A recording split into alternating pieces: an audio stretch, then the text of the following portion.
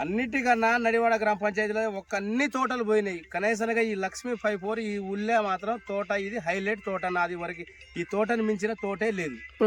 చాలా మంది రైతులు ఈ తోటని చూస్తారండి, వస్తారు చూస్తారు, అడుగుతారు. లక్ష్మీ 54 అంటున్నా చెప్తూనే ఉన్నా. వాళ్ళు కూడా తోట బాగుందని కూడా రైతులు కూడా చెప్తూనే ఉన్నారు. అందరికి నచ్చింది, అందరికి నచ్చింది.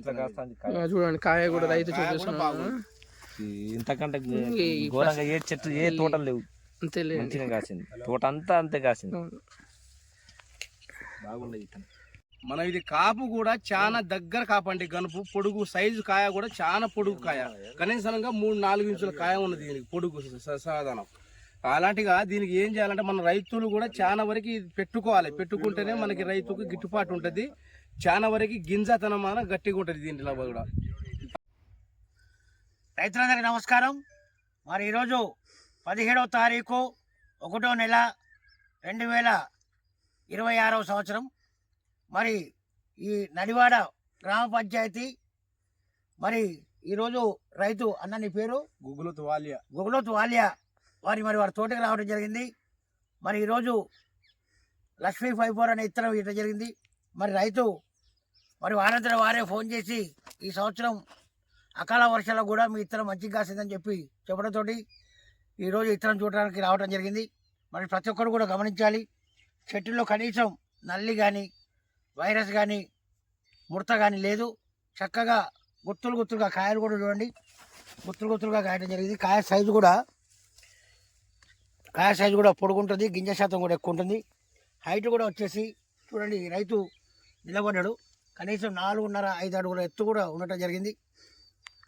సుమారు 4 అడుగుల పైనే ఉన్నది. ఇంకా నాకు తెలిసినంత వరకు ఇంకా ఫీట్ పెరుగుతుంది. 5 ఫీట్ల దాకా వస్తుంది చెట్టు. మరి ప్రతి ఒక్కరు కూడా గమనించాలి. ఎందుకంటే రైతు ఇత్తనం వేసే ముందు ఒక మంచి ఇత్తనం ఇస్తే రైతు ఆ పంట పండితే రైతు కుటుంబం బాగుంటుంది, ఊరు బాగుంటుంది అనే దృక్పథంతో లక్ష్మీ 54 అనే ఇత్తనం ఇవ్వడం జరిగింది. మరి రైతు మరి సంతోషంగా ఉండా లేదా మరి రైతు మాటలు కూడా తెలుసుకుందాం. అన్న మీ పేరు చెప్పి ఊరు చెప్పండి. నా పేరు గుగులోత్ వాలియా అండి. నడివాడ గ్రామ పంచాయతీ మాది, మహిబాద్ మండలం, మహిబాద్ జిల్లా మాది. మరి కానీ లక్ష్మీ 54 ఇంతనం మేము సేటు బాగుంటుందా అని అడిగినాం.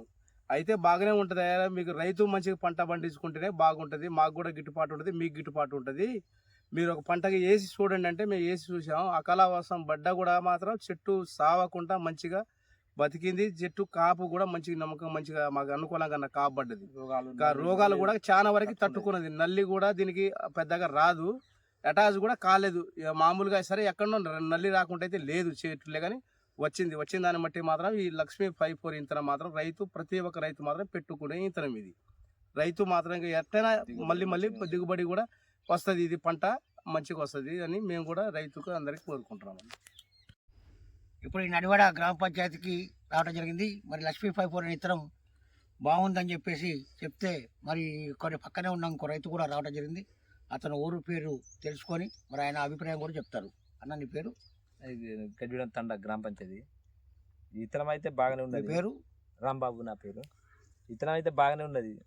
తోట చూసిన వాళ్ళు కూడా చాలా మంది బాగానే కాసింది, నల్లికి తట్టుకుంటుంది, కాయ కూడా బాగానే కాసింది, వానలకు తట్టుకున్నది, మంచిగానే బ్రహ్మాండంగా ఉన్నది. చాలా మంది వచ్చి చూసిపోతారు ఇత్తనం బాగుంది, ముందుకు ఇది వేయాలి అని అనేటోళ్ళు కూడా చాలా మంది అనుకుంటా పోయారు.